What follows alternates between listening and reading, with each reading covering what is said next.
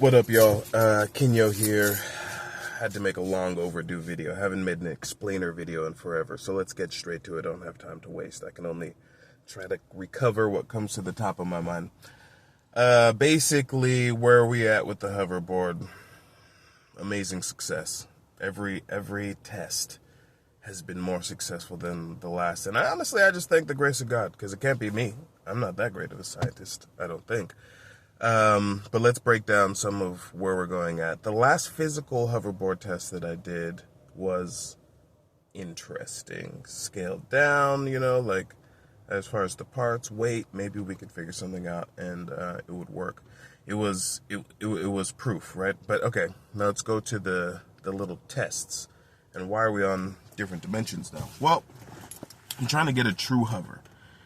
Technically, it's almost physically impossible. You have to think about what's going on here. We live, the air around us is a fluid, right? If you lift yourself off the ground, all that means, you have to fight. It's very simple, obviously, if you just think about it, but you have to fight gravity, right?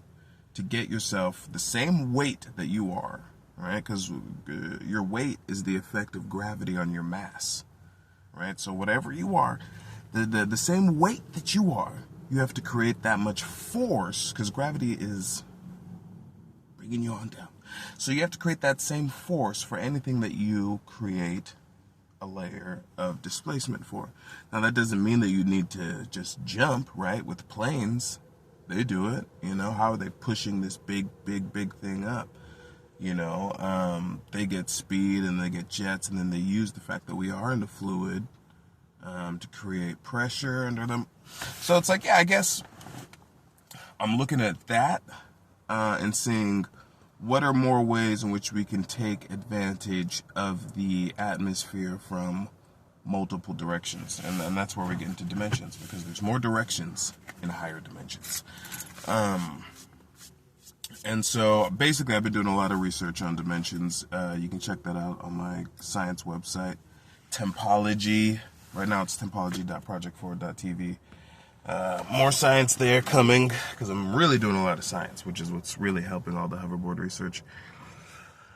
Alright, let me see if I can cover anything else for you. Let's go to 6 really fast. 6 ended up, 6 came into a systematic type of hover. There's a lot of different ways to do that, but I was using a simple system, right? So the board hanging on something and just doing some analysis of that. That ended up getting me into the 7th, where I had a core, due to some research that I'm doing regarding our own Earth's core and its engagement in nuclear fission.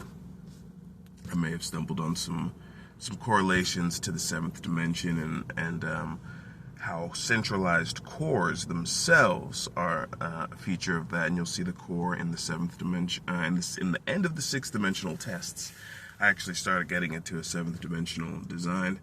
That's what led me to go straight for the 8th dimension, which my research has led me to believe that the 8th dimension is somehow related to fusion. Listen, one scientist. I'm just one scientist. But anyway, in the 8th dimension, discovering fusion of concepts, that also led me to fusion of different boards. But also you have to think about the fact that we think about these dimensions as extra spatial dimensions, but that's not even true of the one dimension we know beyond our already existent spatial dimensions. So we know that time is an extra dimension, but it's not spatial. So I don't think the other, I think dimensions as they go up are not going to be continuously spatial. Even what we think of spatial, I think, is really just due to the rate at which we are conscious. But anyway,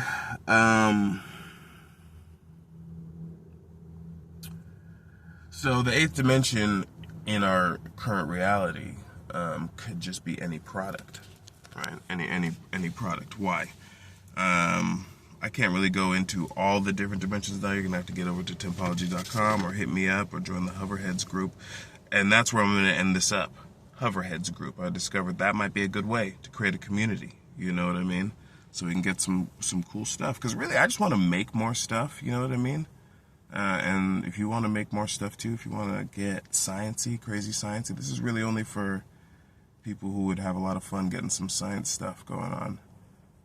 Because I'm having a lot of fun in science. And to end it, I'm going to do a pop culture shout out. Does It Fly, the podcast. You have to check it out. It's amazing. Hakeem Oluseyi, great physicist. I believe he's a physicist.